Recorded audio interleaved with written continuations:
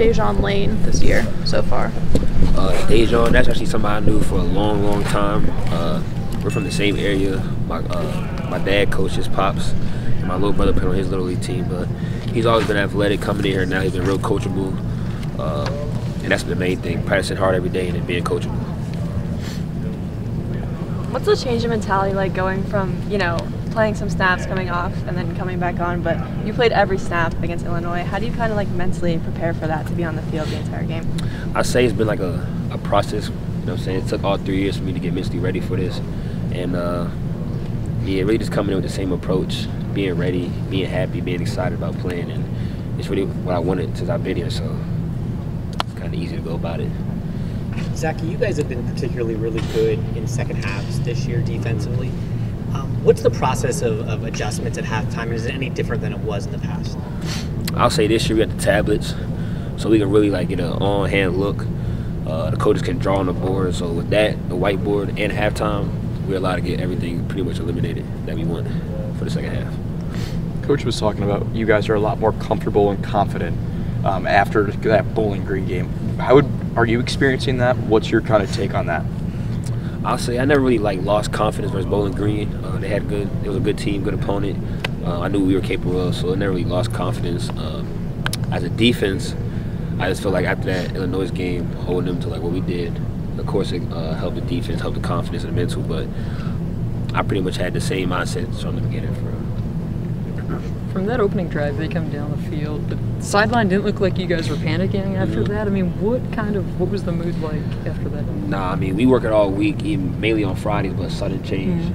So as a defense, just the unexpected happened, whether it's an interception in our zone or a drop punt or anything, whatever the situation is, whether it's a touchdown or a misassignment, whatever it is, just like we said, getting it corrected on the sideline and coming out there and having the same mentality, because we know the guys we have on the field, that if we get the mental aspect situated, everything else gonna fall into play.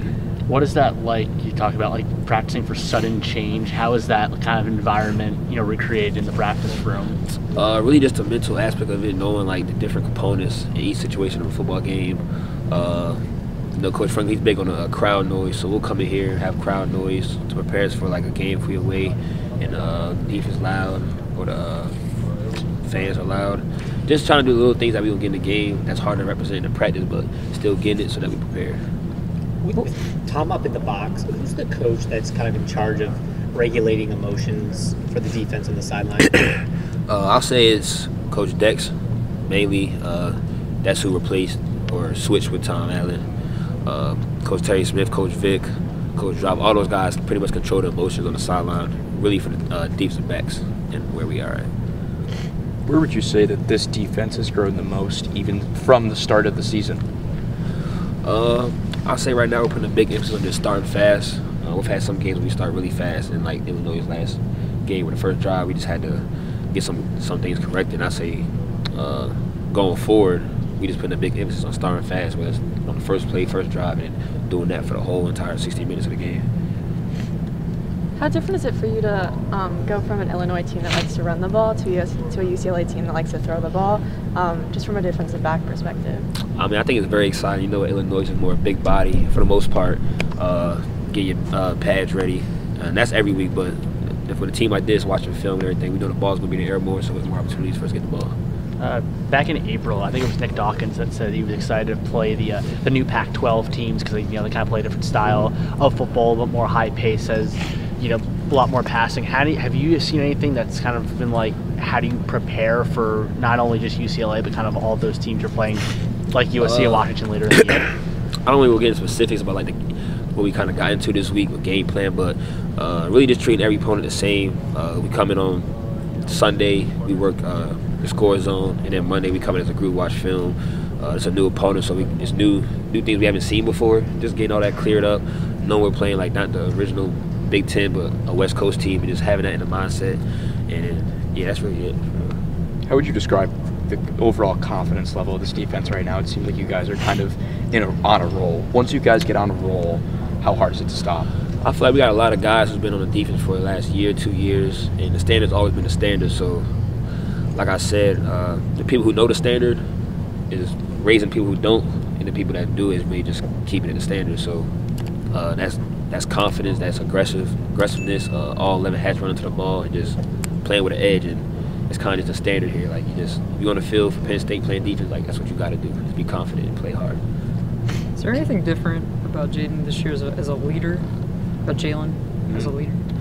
Jay Reed, I just say like we came in the same class. That's a very smart football player, very mature football player, and he really just being himself, taking his role more serious. He's always taking it serious, but just coming to this year with younger guys, him, me, some of the older guys, just trying to lead by example mainly, but being vocal when we need to, letting them hear us when they need to, and that's really it.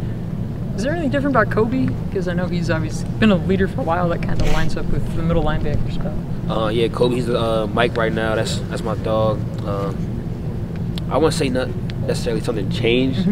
He's always been real detailed. He's always had hunger for the game. Always been somebody that's on the field, but run hard and play hard. I think just as you get older, the game slows down. That's what's happening, and you can see it on Saturdays. He's playing great right now. I'm looking forward to UCLA. Before the season, they were kind of bold on who they would like to play the most, and they all kind of gave Penn State, talking about the atmosphere, things like that, going to Beaver Stadium. First, what's your reaction to that? And second, is there anything you're looking forward to about playing UCLA? Reaction-wise, not really much of a reaction. If I was a West Coast team, like trying to come into the Big Ten, like Penn State would definitely be a team I want to play too. Just the atmosphere in Beaver Stadium. The guys you're going against is going to be guys on our defense. So, you feel me?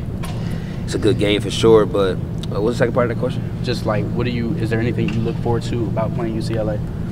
It's just a new matchup. You know, I just played NCAA back in the day. Like, so playing a team like UCLA, which I wouldn't expect to play back in the day, is just crazy. Coming to Beaver Stadium, seeing the uniforms in that stadium is going to be a little different, but I'm going to enjoy it. You've now had a couple weeks to just process KJ's injury. Have you been in touch with him at all? How has he been handling things, and what's his kind of role been like in the room? I've definitely been in contact with him. You know, he's going through a lot, wherever he's going, his situation right now. So really just trying to be there as a brother. Life isn't always about football or all about football. You know, so just being there for him right now. I contacted him. He said he's doing good right now. But yeah, in terms of, like, you said, room and stuff. Yeah. Is he still, you know, in meetings and? No, he just. I don't really want to talk about that. How do you feel like you guys have responded? The safety room? Yeah. I'll say it's really mainly just been on me and Jay Reed, just trying to keep the energy level high. We know what we got to do. We know what type of player and type of leader KJ is. So all that means is that everyone in the room just has to step it up and bring the A game every day. How do you think you performed, you know, without him there, you know, with you and Jay Reed kind of holding things down? I'll say me personally, I'm my biggest critic, so I wouldn't want to get too in detail with that, but I feel like I got a lot more out there, and I feel like I'm trying to improve on it every day. What was the reaction after Zion Tracy had that flag? What was the reaction after that?